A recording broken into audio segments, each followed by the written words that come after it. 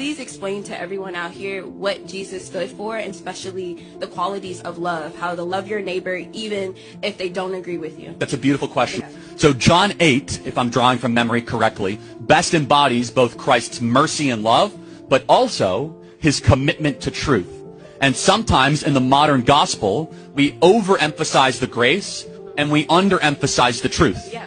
And so we are far too willing to say, hey, Jesus loves everybody, but we don't get to the second part of the conversation that says Jesus doesn't want you to live in sin. So this is, in John 8, it's best embodied, right? Almost every Christian in this audience will be able to tell you the first part of this, which is a bunch of Sadducees and Pharisees who are standing around with rocks, and they're about to stone the prostitute woman. And Jesus comes up and says, let the first among you without sin cast the first stone. And everyone starts dropping the rocks. But what comes next shows that Christ is not just grace-focused, he's simultaneously truth-focused. He goes up to the woman who had a career in selling herself for sex and said, sin no more.